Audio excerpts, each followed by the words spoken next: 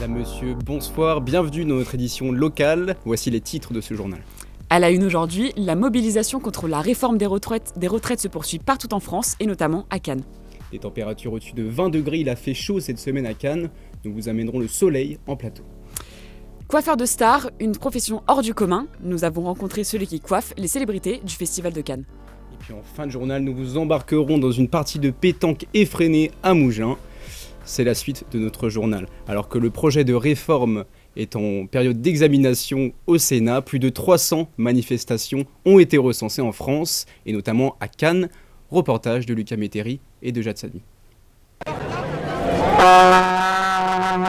Foule, fumigène, cris et pancartes, des images que l'on a beaucoup vues partout en France ce 7 mars. Partout, même à Cannes, la cité des festivals se mobilise pour la 4e fois cette année contre la réforme des retraites. Mais pour Serge Solaire, c'est la première fois qu'elle est aussi massive. C'est bien que vous nous représentez aussi à Cannes, c'est rare, hein. Nous, c'est important pour nous parce que les gens ne peuvent pas se déplacer. Et c'est vrai qu'en lançant ce mouvement de grève, ça permet justement de pouvoir bien amasser une population de gens divers, hein. On a même des étudiants, on a des retraités, on a de tout. Et c'est vrai que c'est nouveau, franchement, hein, ce côté social sur la ville de Cannes, on ne l'avait pas vu depuis longtemps. En espérant que cette loi change. Parce que c'est vrai qu'il y a des gens qui commencent à rentrer dans un âge, on est tous fatigués. Moi j'ai 57 ans, hein. J'ai commencé à 14 ans à travailler, hein. Entre 1200 et 4000 manifestants de Cannes, d'Antibes, de Grasse et de Mandelieu ont battu le pavé entre les hôtels 5 étoiles au cri des slogans syndicaux. Cette société-là, on n'en veut pas. Parmi eux, 30% étaient des retraités selon la CGT. J'ai 62 ans, je suis retraitée, mais solidaire de tous ces jeunes et de toutes les personnes autour de moi qui travaillent. Une mobilisation jamais vue depuis 20 ans pour les syndicats qui appellent à reconduire la grève dès demain. Une semaine noire est attendue dans tout le pays.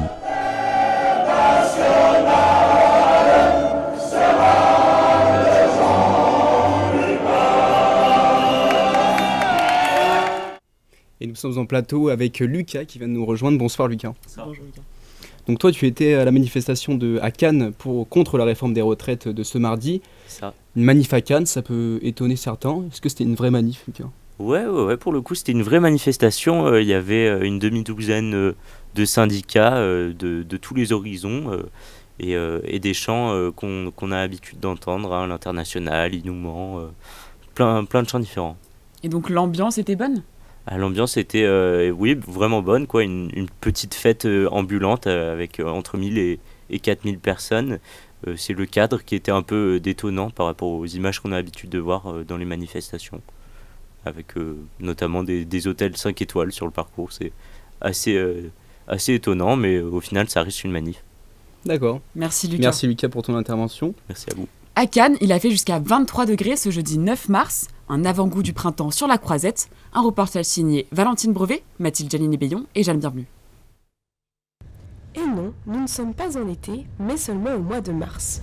Mais ça n'a pas empêché Victoire et Louis, venus de Bretagne, d'aller se baigner. L'eau est très bonne, elle doit être à 15-16 degrés, c'est très agréable. Sur la Croisette, lunettes de soleil, shorts, t-shirts et même les glaces font déjà leur retour.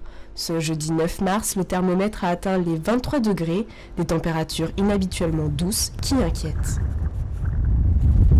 Il y a le soleil, c'est un peu bizarre quoi. Mais bon, après on profite, on vient profiter un peu au lieu de rester enfermé à la maison. On s'inquiète, on s'interroge beaucoup, même qu'on profite, mais bon. Mais les temps ont radouci, malheureusement il y a le réchauffement de la planète et tout ça, et donc c'est dramatique. Bon, chacun fait ce qu'il peut à son échelle, mais bon, je vois pas autre chose quoi. Selon Météo France, 22 degrés sont attendus ce week-end sur la Côte d'Azur. Et il accompagne les stars lors du festival de Cannes. Eros Giuliani est le coiffeur de toutes ces célébrités. Reportage de Valentin Roux, Marie-Claire Diouf et Édouard Aubois. Il est 9h lorsqu'Eros Giuliani accueille sa première cliente de la journée. C'est la couleur aujourd'hui, hein, en fait. Très bien. Dans son salon à la rue d'Antibes, il s'applique à sublimer les Cannoises, mais pas que. Des stars comme Paris Hilton, Blanco Blanca ou encore Maria Carey font aussi appel à lui. Attendez, je regarde, n'inquiétez pas. On a discuté, l'énergie est passée entre nous et je lui ai montré de quoi j'étais capable, parce que les stars, il faut toujours montrer de quoi on est capable. Et après, ça donnait suite. On a travaillé une bonne semaine ensemble, tous les jours. Et c'est vrai que Mariah Carey, c'est spécial. Influenceurs, acteurs ou chanteurs, ils sont de plus en plus nombreux à le contacter.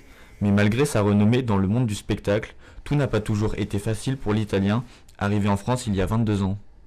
C'était très dur le démarrage, car je ne parlais pas la langue. La mentalité est différente, la façon de se coiffer c'est différent. Ça a été redémarrer à zéro et dire bon, je vais essayer, je vais me lancer. C'était vraiment très dur le démarrage, car j'avais pas de logement, j'étais à l'aventure. Avant d'entrer dans le monde de la coiffure, Eros obtient d'abord son diplôme en biologie. Aujourd'hui, il associe ses connaissances à sa passion.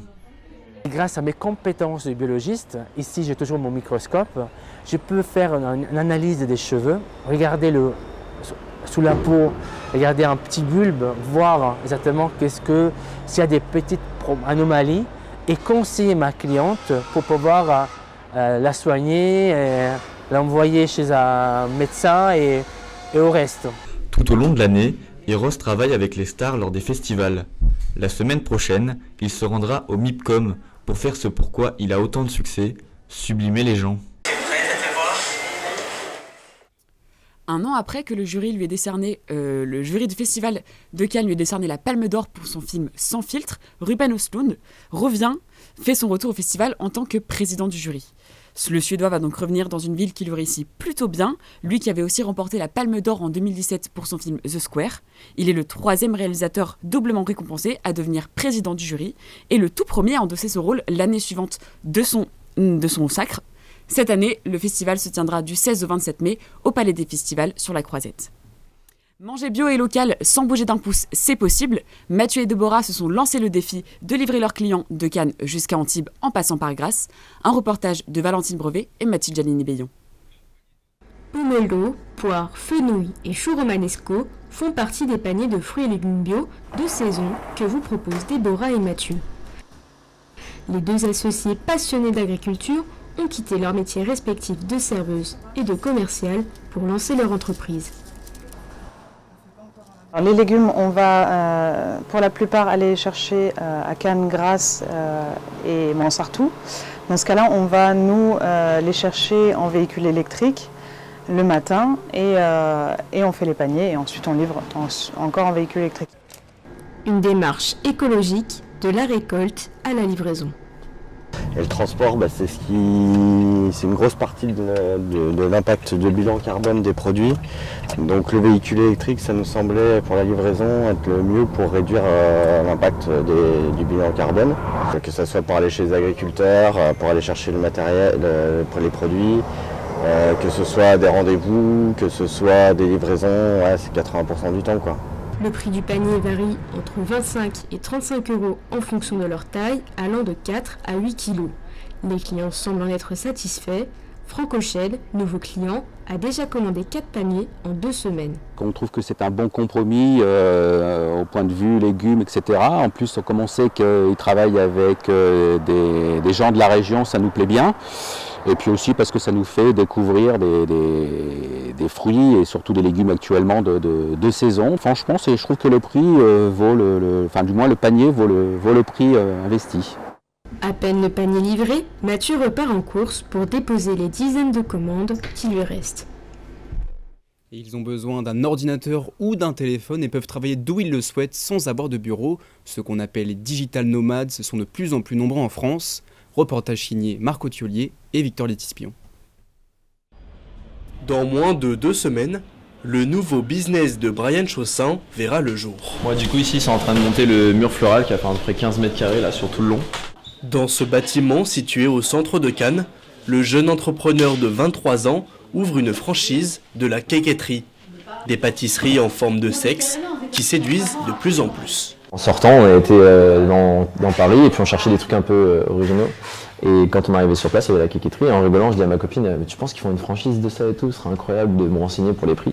Avec son statut de digital nomade qui travaille à distance, Brian n'a pas besoin d'être ici tous les jours. Il vient tout de même régulièrement inspecter les travaux de la boutique. Il a déjà dû faire face à quelques imprévus. Chaque fois qu'on fait des travaux, il y a des nouvelles choses, des nouvelles normes.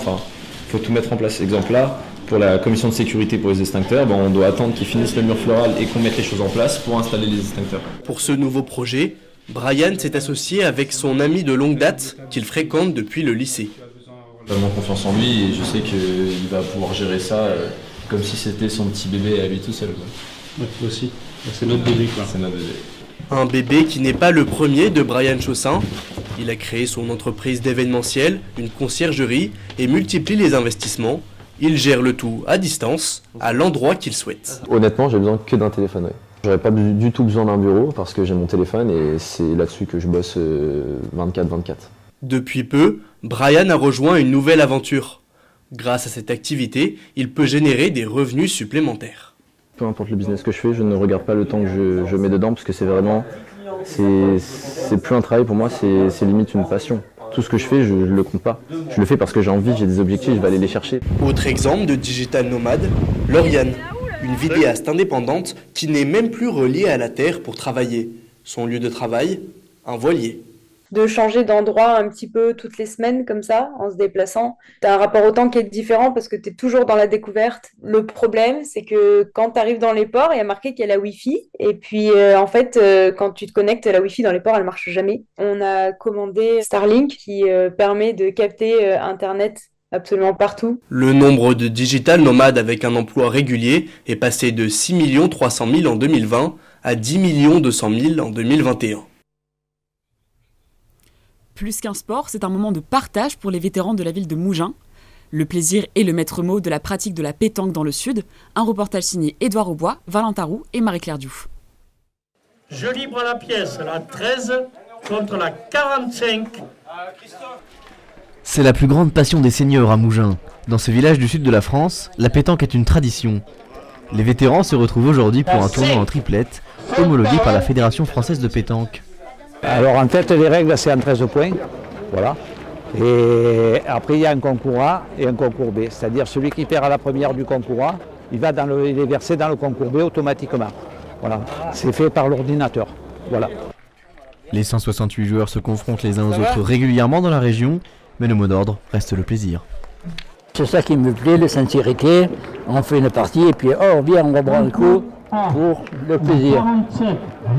C'est ça les boules. C'est de plaisir de se faire plaisir. Même si l'important est de s'amuser, il y a quand même des règles à respecter. Les boules doivent être en métal, avoir un diamètre compris entre 7,05 et 8 cm et avoir un poids de 650 à 800 grammes.